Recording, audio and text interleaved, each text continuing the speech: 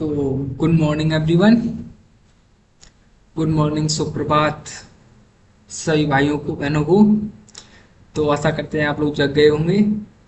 तो ये हम आज सन जैसा कि आज संडे था तो मैं सोचा कुछ ना कुछ आपके लिए लेके आया जाए। संडे को कुछ ना, क्योंकि अभी हाल ही में 9 तारीख पेपर है हमारा यूजीटी का। तो ऑब्वियसली सी बात है, आप भी घर पे बैठेंगे नहीं। तो उसके लिए हमारी ये क्लास है जो कि क्लास नंबर थ्री है, जिसमें कि हम इम्पोर्टेंट टर्मिनोलॉजीज एनिमल हस्बेंड्री की जो टर्मिनोलॉजीज हैं वो हम कवर करेंगे। ठीक है। तो आशा करते हैं आप अच्छे होंगे, स्वस्थ होंगे और हमारे इस चैनल पे थोड़ा प्यार दिखाएंगे ताकि और भी कंटेंट लाता रहूं मैं। और कोशिश है मेरी कि अच्छा सा अच्छा कंटेंट दिलाया जाए आपको, ताकि आपका सिलेक्शन हो सके। और मेरी यही उम्मीद है कि मैं आप लोगों के साथ आपके सिलेक्शन तक जुड़ा रहूं। तो ज़्यादा टाइम ना लेते हुए क्लास को आगे बढ़ाते हैं। तो इस क्लास में जैसे कि मैंने थोड़ा कुछ चेंजेस किए हैं, इसमें से भी बेसिक टर्मिनोलॉजीज हैं। उसमें मैं क्लास के एंड में कुछ एमसीक्यू सेट किए, मैंने 10 से 15 एमसीक्यू सेट किए, ताकि हम जो आज जैसे कि हमने क्लास में जो पढ़ा है उसके बाद उससे रिलेटेड एमसीक्यूज भी करेंगे ना। तो उससे क्या होगा, हमारी सारे एमसीक्यूज हमारा जो जो पढ़ा हमने वो सारी चीज कंफर्म हो जाएगी एक तरह से। माइंड में सेट हो जाएगा, उसके रिलेटेड एमसीक्यूज भी हो जाएंगे कि हाँ इस तरह से एग्जाम में आता है, क्या क्या आ सकता है। ठीक है, तो ये चीज होती है।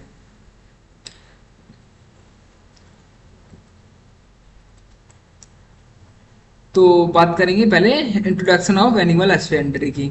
तो इसमें एक पहले बात करेंगे डेफिनेशन। डेफिनेशन यानी कि परिभाषा। एनिमल हस्बेंड्री यानी कि पशुपालन। पशुपालन जो animal husbandry is the branch of agriculture concern with the care, breeding and management of live stock for food, fibre and labour. यानी कि क्या है, एनिमल हस्बेंड्री जो है ब्रांच है एग्रीकल्चर की, जिसमें हम एनिमल्स का केयर, ब्रीडिंग, मैनेजमेंट और करते हैं फूड के लिए, फाइबर के लिए और लेबर के लिए। ठीक है। It compresses cattles, poultry, sheep, goats and other farm animals raised from economic benefit. यानी कि जो अदर्स जैसे कि हमारा क्या होगा, कैटल्स, पोल्ट्री, इनकी पोल्ट्री फार्म वगैरह हो गया, शीप, गॉट, इनका जो हम करते हैं, पशुपालन करते हैं हमारे इकोनॉमिक बेनिफिट्स के लिए। उसके बाद बात करेंगे हम इम्पोर्टेंट्स की। इम्पोर्टेंस की बात करेंगे, live stock management is whittle for the food security. इनकी क्या होता है कि इनकी क्या होता है फूड सिक्योरिटी के लिए, रूरल लाइव स्टॉक यानी कि हमारे रूरल एरिया में लाइव स्टॉक के लिए, इनकी डेयरी डेयरी फार्मिंग के लिए, उसके बाद फार्मिंग सस्टेनेबिलिटी यानी कि फार्मिंग को सस्ता कैसे बनाया जाए, उसका प्रॉपर एनिमल हस्बेंड्री, एक तरह से एनिमल की कैसे हस्बेंड्री मैनेजमेंट कैसे किया जाए, उसके बाद प्रोडक्टिविटी, उसके बाद welfare and long term agriculture. इसमें क्या होता है कि एक लॉन्ग टर्म एग्रीकल्चर इन्वेस्टमेंट के लिए हो सकता है। तो चलो अब स्टार्ट करते हैं, टर्मिनोलॉजीज क्या क्या है। तो पहले हम क्या करें, बॉडी पार्ट्स जान लेते हैं काउ के, यानी कि एक तरह से कैटल्स के बोल सकते हैं हम। तो बॉडी पार्ट्स क्या क्या होते हैं, पहले हम बात करेंगे जो बॉडी पार्ट्स वो हो गए हेड एंड नेक, सिर और गर्दन के जो एरिया में जो पार्ट आते हैं उसके बारे में, जैसे forehead, eyes, ear, nostril, muzzle and neck. यानी क्या होता है, माथा, आंख, कान, नथुना, थूथन और गर्दन। ये जो बॉडी पार्ट्स होते हैं वो गर्दन से लेके सिर के बीच की एरिया जो होती है वहां पे आते हैं। उसके बाद बात करेंगे धड़ और शरीर की, ट्रंक एंड बॉडी, यानी कि धड़ और शरीर के बीच की जो पार्ट्स होते हैं वो जो आते हैं उसके बारे में बात करेंगे। इसकी शोल्डर हो गया, ब्रेस्ट हो गया, उसके बाद बैक हो गया और थाई होगी, टेल हो गया। यानी कि क्या होता है कि कंधा, उसके बाद छाती, पीठ, जांग, उसके बाद पूंछ, ये जो एरिया है वो धड़ और शरीर के बीच का एरिया है जो आता है। उसके बाद बात करेंगे हम लेग एंड फीट की, यानी कि पैर और खुर। इसमें क्या क्या होता है, इसके नी यानी कि घुटना, एल्बो यानी कि कोहनी, हुक यानी कि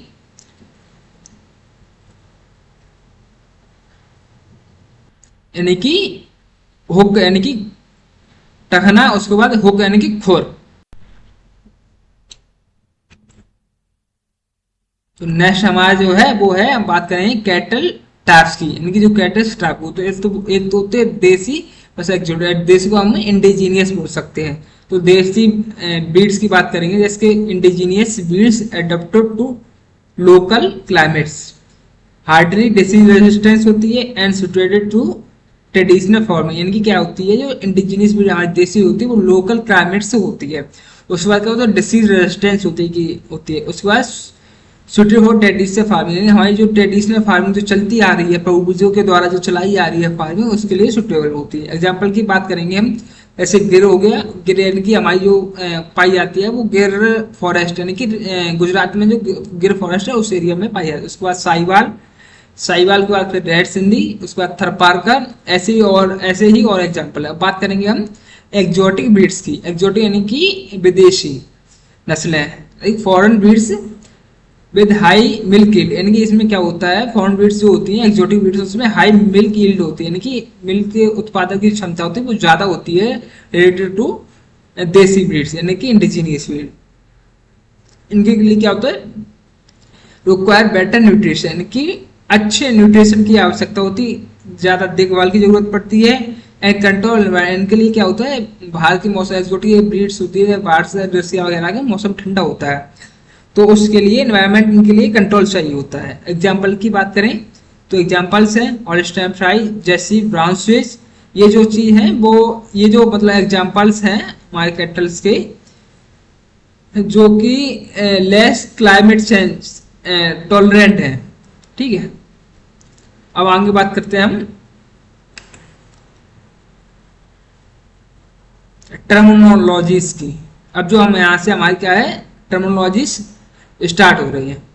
तो इसमें क्या है, बेसिक कैटल्स की टर्मिनोलॉजी है, इसका पहला पार्ट है। इसमें पहले बात करेंगे बोवाइन, गौवसीय, उसके बाद बुल यानी कि सांड। बोवाइन पार्ट से पार्टेनिंग टू कैटल्स, यानी गौवंश से संबंधित। उसके बाद बात करें बुलक।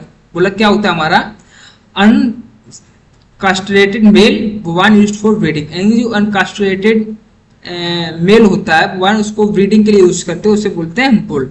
उसके बाद बात करेंगे हम बुलक। बुलक यानी कि स्टिक, स्टिक में क्या होगा, बुलक स्टिक कास्ट्रेटेड मेल, यानी कि जिसका हम बदिया किया, बदू जैसे बोलते हैं हम लोकल एरिया में, हिंदी में बोलते हैं बदिया, बदिया किया हुआ नर, उसे बोलते हैं बुलक।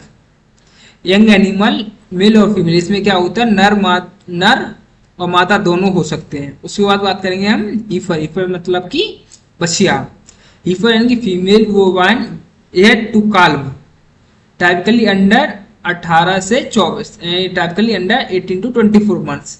फीमेल बोवाइन होती है जो कि तैयारी ही होती है हमारी काल्विंग के लिए। इसकी जो टाइम पीरियड मान लीजिए, जो एज होती है वो 18 से 24 मंथ के बीच की जो टाइम होती है उसे बोलते हैं। ठीक है,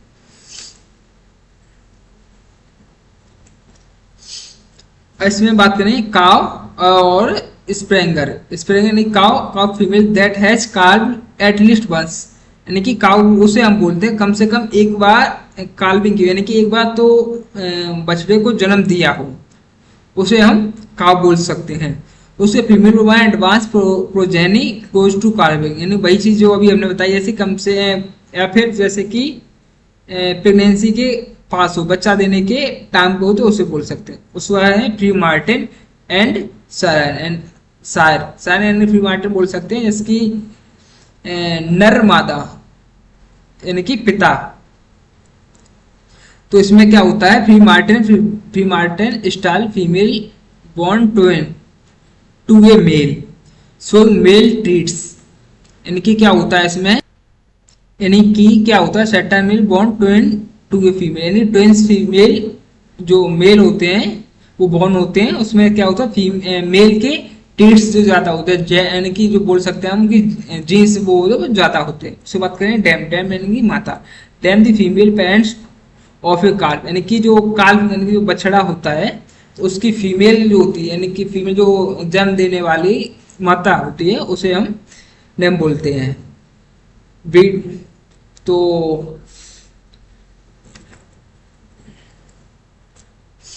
अगली जो हमारी टर्मिनोलॉजीज है वो है रिप्रोडक्टिव टर्मिनोलॉजी। रिप्रोडक्टिव से रिलेटेड जो टर्म्स आते हैं वो उसने बोल उनकी हम पढ़ेंगे। उसके बाद बात करेंगे हम। तो पहला जो वर्ड है वो है सर्विस। यानी कि सर्विस क्या होता है? Service refers to the mating process in cattle. It is the act by which a bull cover a female cow or heifer for a purpose of reproduction and fertilization। यानी क्या होता है जो सर्विस यानी कि मीटिंग जो period होता है, जैसे जो मीटिंग कराते हैं हम मेल का फीमेल के साथ, तो उस टाइम पीरियड को हम सर्विस कहते हैं। नहीं, उस चीज को हम सर्विस कहते हैं। किस लिए कहते हैं? रिप्रोडक्शन करने के लिए और फर्टिलाइजेशन के लिए। ठीक है, अब बात करें कंजेप्शन। यानी कि कंजेप्शन हम बोल सकते हैं गर्भधारण।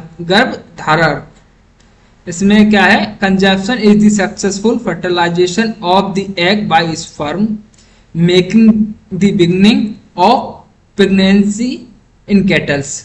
इनके इसमें क्या होता है कि conception is the successful fertilization of egg by sperm. इसमें क्या होता है? सक्सेसफुल फर्टिलाइजेशन होता है एग का स्पर्म के द्वारा, making the beginning of pregnancy in cattle. वो हमारी प्रेगनेंसी की स्टार्ट होती है, यानी कि वहां से प्रेगनेंसी बनने के लिए स्टार्ट हो जाती है। उसके बाद हम बात करेंगे नेक्स्ट जो हमारा वो है गेस्टेशन एंड काल्विंग, यानी कि गर्भावस्था और ब्याना। ठीक है, तो गेस्टेशन क्या है? Pregnancy period in between in kettles. इसमें क्या होता है? जो गेस्टेशन पीरियड होता है वो हमारा लगभग मान लीजिए 285 डेज के लिए का होता है। इसमें काल्विंग, इसमें बात करें हम फिर calving the act of giving birth bye a cow, यानी कि जो बछड़े को जन्म देने की क्रिया होती है, जो जन्म देने का टाइम होता है उसे बोलते हैं काल्विंग। ठीक है,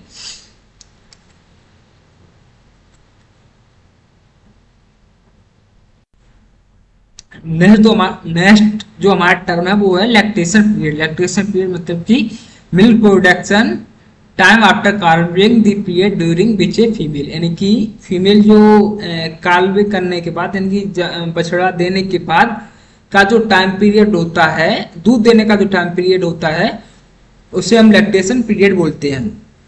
जो लगभग हमारा कैटल में होता है, मतलब कि मवेशी में जो होता है वो 305 से लेकर 310 दिन का माना जाता है।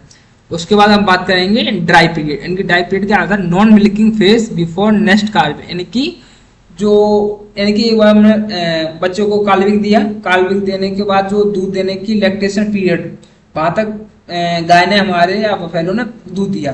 दूध देने के बाद जो टाइम पीरियड होता है, इसके बीच में क्या होती है? गाय माना तो उस टाइम को ड्राई पीरियड कहते हैं, जिसमें दूध नहीं देती है। तो इसकी बात जैसे मान लीजिए 310 दिन हमारा दूध दे दिया, उसके बाद से जो अगला जो बच्चा देगी उसके टाइम पीरियड तक का उसे हम बोलते हैं ड्राई पीरियड, जो कि टाइम होता है लगभग मान लीजिए 2 मंथ्स का, यानी बोल सकते हैं हम 60 डेज के टाइम होता है। उसके बाद हमारा जो नया अगला जो है टर्म है वो है सर्विस पीरियड एंड टीचर, यानी कि सेवा काल। इनकी सर्विस पीरियड क्या होता है? जैसे अभी हमने सबसे पहला टर्म पढ़ा था सर्विस। सर्विस में क्या होता है? जो मीटिंग कराते हैं मेल की फीमेल के साथ, उसे हम सर्विस बोलते हैं। उसी जो टाइम का तो उसी से रिलेटेड है। जैसे service period time from calving to conception, यानी कि जो मीटिंग का टाइम होता है उसे हम सर्विस पीरियड बोल सकते हैं। उसके बाद बात करेंगे हम teaser in bull used to detect heat in females. इन टीचर बोल सकते हैं फीमेल्स में हीट डिटेक्ट करने, यानी कि जो कौन सी हमारी फीमेल है जो कि हीट है, हीट मतलब कि बोल सकते हैं हम कि गर्भधारण लेने के लिए तैयार है। नेक्स्ट जो हमारे टर्म्स हैं वो हैं फीड से, मतलब कि फीड से रिलेटेड है। ठीक है, तो इसमें हम बात करेंगे, तो हम बात करते हैं पहला जो टर्म है वो है राशन। राशन क्या होता है? 24 hour feed allowance given to an animals, यानी 24 घंटे के अंदर या 24 घंटे के बीच का जो टाइम में हम जो फीड कराते हैं एनिमल को उसे हम राशन बोलते हैं। उसके बाद बात करेंगे हम डाइट। डाइट मतलब कि आहार। The feed given in a single feeding season, यानी कि डाइट यानी कि मान लीजिए सुबह जितना हम सुबह जो डाइट सीजन मान जो होते हैं वो होते हैं सुबह, दोपहर और शाम। यानी कि जो सुबह वाला पीरियड हो गया, उससे जैसे सुबह हमने कितनी दी है, उससे चारा कितना दिया है, उसे हम बोलते हैं डाइट। नेक्स्ट जो नेक्स्ट हमारा टर्म है वो है कंसंट्रेट, इनकी साद्रा। साद्रा में बात करेंगे, लेस देन 18% फूड फाइबर आता है, उसके बाद मोर देन 70% टीडीएन ग्रेन्स होता है। उसके बाद इसमें हम ऑयल केक का उपयोग कर सकते हैं, प्रोटीन रिच होता है जो कि more than 18%, and energy rich होता है, यानी कि जो एनर्जी रिच होती है वो लेस देन 18% होती है प्रोटीन की। नेक्स्ट जो हमारा टर्म है वो है रफेज, यानी कि चारा। चारा में क्या होता है, 18% कार्ब फाइबर होता है, मैक्सिमम जो होता है वो 70% टीडीएन होता है। हे, उसके बाद क्या होता है रफेज में, के अंदर आता है हे आता है, सैलिस आता है, उसके बाद फॉडर आता है। ठीक है, तो नेक्स्ट हमारा जो है मैनेजमेंट प्रैक्टिस से रिलेटेड जो टर्म्स है उसमें क्या क्या है, जैसे कि casting and culling. Casting and culling मतलब कास्टिंग और कटाई। इसमें क्या होता है, casting starting animal for procedure. इसमें क्या होता है कि इसमें क्या करते हैं हम, जैसे कि removing unproductive animals from heard, यानी कि जो झुंड होता है उसमें से अनप्रोडक्टिव एनिमल होते हैं उन्हें अलग करते हैं। उसके बाद अगला जो टर्म है वो हमारा डिसबर्डिंग एंड ग्रोविंग। इसमें क्या होता है, रिमूविंग हॉर्न बर्ड्स इन काल्व, यानी कि जो काल्व वगैरह होते हैं उसमें से हॉर्न को निकालने की क्रिया को हम डिसबर्डिंग बोलते हैं। Grooming regular cleaning and care of animals, यानी ग्रूमिंग जो बोलते हैं, रेगुलर जो क्लीनिंग वगैरह करते हैं हम एनिमल्स की, उसको हम बोलते हैं ग्रूमिंग। नेक्स्ट जो हमारा टर्म है वो है क्वारंटाइन। क्वारंटाइन क्या होता है, quarantine insulating animal to prevent spread from disease, essential for herd biodiversity. यानी क्या होता है, जैसे कि हमारा कोई मान लीजिए क्वारंटाइन करते हैं, हमारा एनिमल है कहीं बाहर गया है, तो वहां से आया जैसे, तो उसके साथ जर्म्स आते हैं, तो उसे हम प्रोट जो एनिमल्स रहते हैं जो हमारे इन्वायरमेंट के अंदर रहते हैं उनसे अलग रखते हैं, क्वारंटाइन करते हैं। जैसे कि अभी हम बात करेंगे कोरोना के टाइम पे, कोरोना टाइम पे क्या होता था, क्वारंटाइन करते थे। क्वारंटाइन किस लिए करते थे कि जो बाहर से मेंबर आया हुआ है या जैसे कि, तो उसे उसकी जो अंदर जो जर्म्स है वो अंदर जो हमारे फैमिली में जो लोग रह रहे हैं उनमें ना हो, इसलिए हम क्वारंटाइन करते थे। तो वही सेम चीज जो होता है वो हमारा कैटल्स में होता है। नेक्स्ट हम बात करेंगे, अब बात करते हैं, हम आते हैं, तो आज की जो टर्मिनोलॉजी थी एनिमल हस्बेंड्री में रिलेटेड जितनी थी वो खत्म हो सकती है। अब बात करेंगे हम एमसीक्यू सेक्शन की। ठीक है, तो अब हम चलते हैं एमसीक्यू से, कुछ एमसीक्यूज करेंगे। जो जितना भी अभी हमने सिलेबस कवर किया है उसका जो उनके जो एमसीक्यूज बचे हुए हैं वो हम सारे कवर्स करेंगे अभी इसी लेक्चर में। तो ये हमारे एमसीक्यूज स्टार्ट करते हैं। तो चलो स्टार्ट करते हैं। जो पहला हमारा एमसीक्यूज है वो है वोवाइन का अर्थ क्या है। वोवाइन रेफर्स टू, इसकी यानी कि भेड़, उसके बोलते हैं सीप, उसके बाद कैटल यानी कि मवेशी, पोल्ट्री यानी कि मुर्गी, उसके बाद गॉट यानी कि बकरी। तो इसका आंसर क्या होगा, तो इसका आंसर जो हमारा है वो है कैटल, कैटल यानी कि मवेशी। नेक्स्ट जो हमारा क्वेश्चन है वो है बिना बदिया नर को क्या कहते हैं। अनकास्ट्रेटेड मेल इज कॉल्ड, यानी कि बिना बदिया नर को क्या बोलते हैं। तो इसका जो ऑप्शन हमारे हैं वो बुलक, उसके बाद काल्ब, उसके बाद बोल्क, उसके बाद हीफर, यानी कि जो इसका जो आंसर होगा वो हमारा होगा बुल यानी कि सांड। नेक्स्ट हमारा क्वेश्चन जो है वो है तीसरा क्वेश्चन है, जो है कास्ट्रेटेड मेल आफ्टर सेकंड टेट्स, यानी कि द्वितीय लक्षण बाद बदिया नर, कास्ट्रेटेड मेल आफ्टर सेकेंडरी टेट्स। तो नेक्स्ट हमारा जो क्वेश्चन है वो है ए यंग बीफ और डेयरी एनिमल इज कॉल्ड, यही एक युवा पशु को क्या कहते हैं।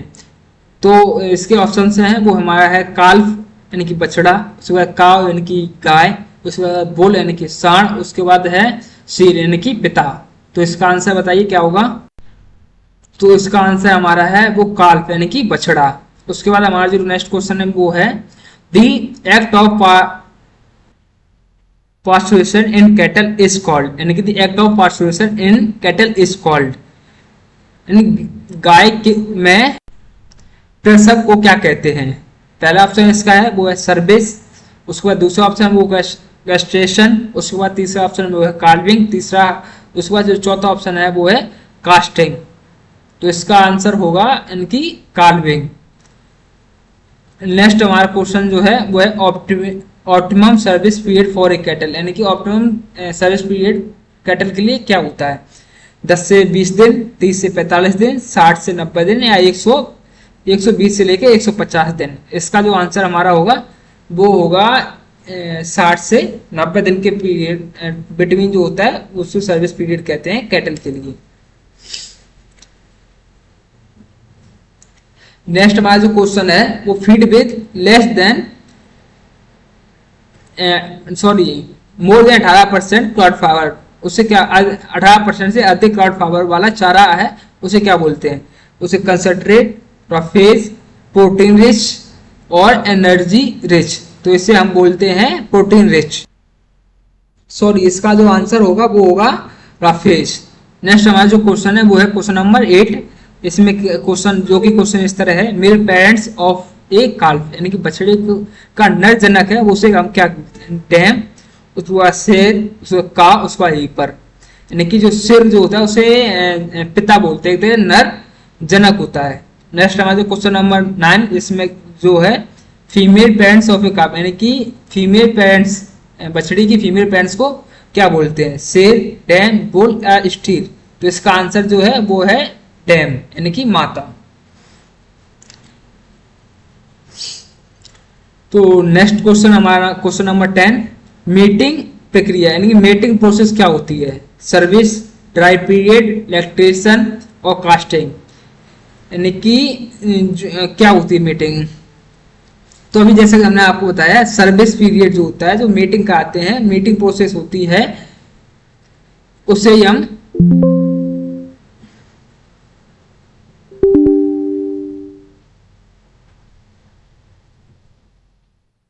यानी कि बॉम्ब डेवलपमेंट क्या होता है, service period, gestation period, lactation period, dry period. तो इसका आंसर जो होगा हमारी गेस्टेशन पीरियड। क्वेश्चन नंबर 12 है, दूध उत्पादक काल, यानी कि मिल्क प्रोडक्शन पीरियड को क्या बोलते हैं। Dry period, gestation period, lactation period और सर्विस। तो इसका आंसर हमारा होगा लैक्टेशन पीरियड। लैक्टेशन पीरियड है दूध देने की का समय जो होता है उसे हम लैक्टेशन पीरियड बोलते हैं। तो ये हमारे लास्ट 3 क्वेश्चंस हैं। क्वेश्चन नंबर 13 जो हमारा है वो है एडवांस प्रेग्नेंट फीमेल, यानी कि उद्यान गर्भावस्था वाली मादा। इसे हम क्या बोलते हैं, जैसे स्प्राइनर, फ्री मार्टिन, सीर और बोल्क। तो इसका आंसर है वो है स्प्रिंगर। नेक्स्ट क्वेश्चन जो हमारा क्वेश्चन नंबर 14 है वो है 24 घंटे का चारा भत्ता क्या होता है। 24 आवर फीड अलाउंस, उसे क्या बोलते हैं, डाइट, राशन, राफेज और कंसंट्रेटर। तो इसका आंसर जो हमारा होगा वो होगा राशन। नेक्स्ट एंड लास्ट हमारा जो क्वेश्चन है वो क्वेश्चन नंबर 15 जो कि है more than 18% protein concentrate. More than 18% protein concentrate को क्या बोलते हैं, एनर्जी रिच, प्रोटीन रिच, राफेज या डाइट। तो इसका आंसर जो होगा वो होगा प्रोटीन रिच।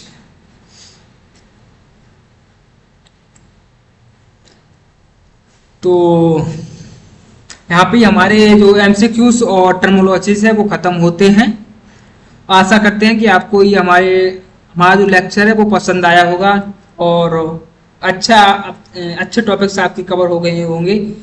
बाकी बस हमारी यही एक ही रिक्वेस्ट रहती है कि हमारे इस चैनल पे आए, ज़्यादा से ज़्यादा आप वीडियोस को देखें, ज़्यादा से ज़्यादा मुझे प्यार दें ताकि मेरा भी मन बना रहे और मैं ऐसे ही रेगुलर क्लासेस लेके आता रहूँ। तो बाकी आप एंजॉय कीजिए संडे। लेकिन आप इस पढ़ लीजिए, इसे पढ़ देख जरूर लीजिएगा, ताकि हमारा जो एग्जाम आ रहा है एसडीटी का, उसमें हमें कोई दिक्कत ना आए। कम से कम हमारा जो है टर्मिनोलॉजी से एक दो नंबर जो है वो हाथ से निकले ना, वो एक दो नंबर जो है वो क्लियर हो जाए। ठीक है, तो थैंक यू एवरीवन।